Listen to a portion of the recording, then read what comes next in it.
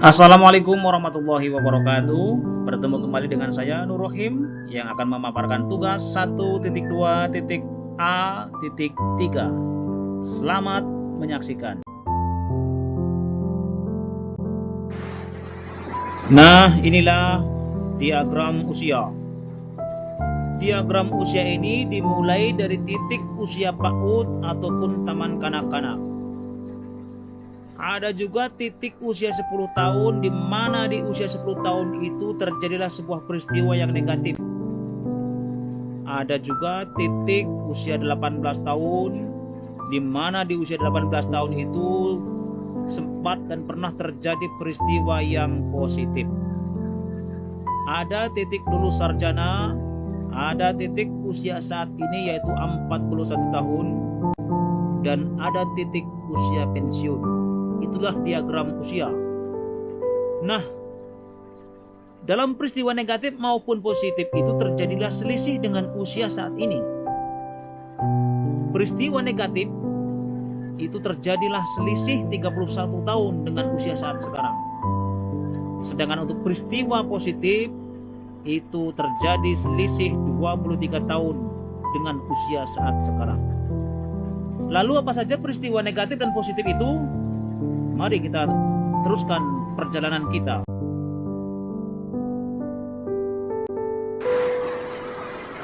Peristiwa negatif itu terjadi di usia 10 tahun. Dan sampai saat ini terjadi selisih 31 tahun. Pada saat itu saya bersekolah di sekolah dasar kelas 4. Dan pada saat itu ada pelajaran olahraga. Tetapi setelah olahraga, teman saya mengajak saya tidak langsung masuk dalam kelas, tetapi pergi ke belakang sekolah, dan disuruhlah saya untuk memetik buah mangga yang ada di belakang sekolah. Kata teman saya, pohon mangga itu milik saudara teman saya. Lalu tanpa terpikir panjang, langsung saja saya naik pohon mangga, lalu ku petik buah mangga itu. Oh, ternyata buah mangga itu bukan milik saudara teman saya. Dan ternyata teman saya melaporkan saya kepada guru dan kepala sekolah saya, sehingga saya dipanggil dan mendapatkan hukuman untuk membersihkan halaman sekolah yang begitu luas dan mengembalikan buah mangga kepada pemiliknya. Walaupun saya kerjakan tugas itu, hukuman itu, dengan perasaan yang malu, perasaan yang marah, karena ditertawakan oleh teman-teman. Itu peristiwa negatif 31 tahun yang lalu. Ada juga peristiwa positif. Peristiwa positif itu terjadi di usia 18 tahun. Sudah 23 tahun sampai sekarang. Pada waktu itu saya duduk di bangku madrasah aliyah negeri atau setara dengan SMA, dan posisinya waktu itu saya kelas 2, awal kelas 2. Pada waktu itu saya mengikuti lomba pecinta alam, tapak tilas pecinta alam tingkat provinsi Jawa Tengah dan daerah istimewa Yogyakarta. Dan alhamdulillah mendapatkan hasil dengan juara 1 tingkat provinsi Jawa Tengah dan daerah istimewa Yogyakarta. Selang tidak berapa lama kemudian saya juga mengikuti lomba Musabaqah Tilawatil Quran ataupun lomba MTQ tingkat Karisidenan Pekalongan pada waktu itu. Dan alhamdulillah masuk juara 2. Dan alhamdulillah saya mendapatkan penghargaan dari sekolah, dari bapak kepala sekolah, dari guru. Sampai lulus sekolah pada waktu itu saya tidak dibebankan ataupun saya tidak membayar biaya sekolah pada waktu itu. Atau istilahnya dapat beasiswa lah begitu. Sampai lulus kurang lebih 1,5 tahun lah. Alhamdulillah. Inilah yang membuat saya bangga dan saya sangat senang sekali. Itu peristiwa yang positif yang saya alami pada waktu itu.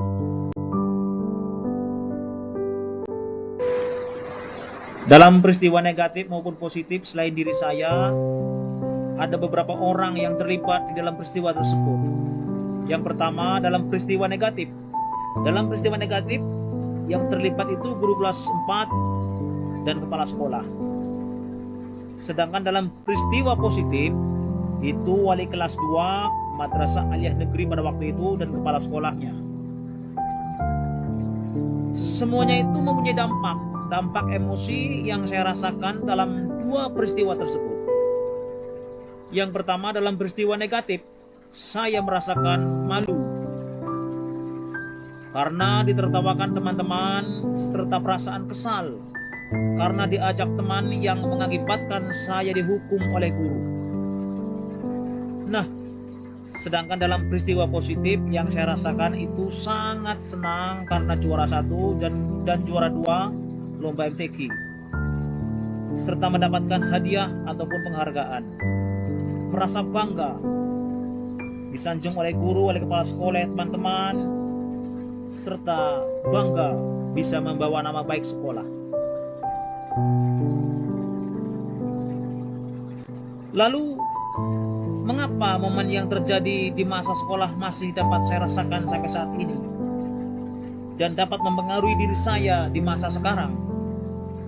Itu karena momen yang terjadi di masa sekolah saat itu masih membekas dan terasa sampai saat ini karena momen tersebut baik positif maupun negatif mempunyai kesan tersendiri di dalam hati.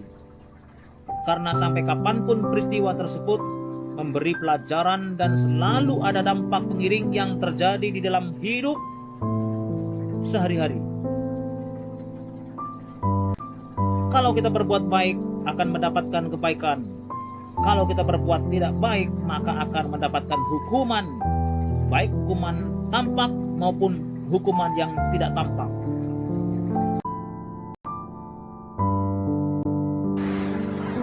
Ada pelajaran hidup yang saya peroleh dari kegiatan trapesium usia dan roda emosi terkait peran saya sebagai guru terhadap peserta didik saya.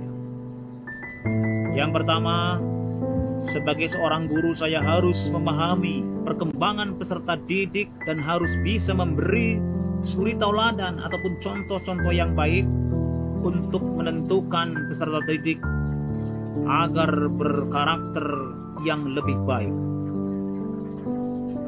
Selanjutnya, sebagai seorang guru harus bisa memahami karakteristik peserta didik sehingga bisa menggali potensi-potensi yang dimiliki sesuai dengan kodrat alam dan kodrat zaman dan menuntun untuk mengembangkannya agar akhirnya peserta didik itu mencapai kebahagiaan yang setinggi-tingginya dalam kehidupan sebagai manusia dan sebagai anggota masyarakat. Yang keenam, ini bagaimana saya menuliskan nilai-nilai yang saya yakini sebagai seorang guru dalam 1 atau 2 kalimat menggunakan kata guru, murid, belajar, makna, peran. Baiklah, akan saya coba. Sebagai seorang guru, dalam kegiatan pembelajaran harus berpusat pada murid agar dapat belajar sesuai dengan potensi yang dimilikinya, sehingga pembelajaran juga mempunyai makna yang pada akhirnya peserta didik mempunyai peran yang baik sesuai dengan kodrat alam dan kodrat zaman dalam kehidupan sebagai manusia dan sebagai anggota masyarakat.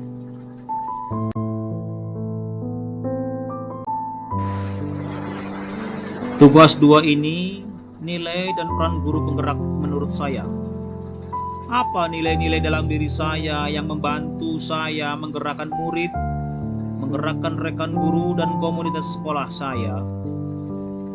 Jadi, nilai budi pekerti yang baik, menghargai, menghormati, inovatif, dan kreatif sesuai dengan 4 kompetensi seorang guru, sehingga semua itu membantu saya menggerakkan murid, rekan guru, dan komunitas sekolah dengan salah satu di antaranya berkolaborasi dengan teman sejawat dalam pembelajaran.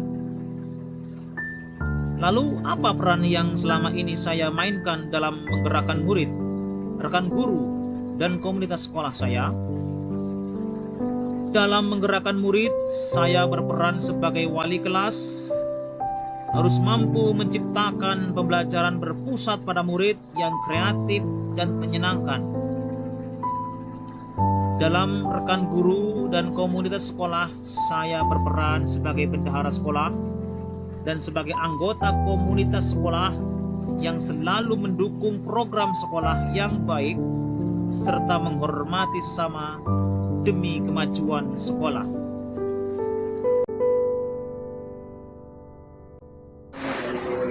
Demikian pemaparan dari saya, kurang lebihnya mohon maaf, semoga dapat bermanfaat. Sekian dan terima kasih. Wassalamualaikum warahmatullahi wabarakatuh.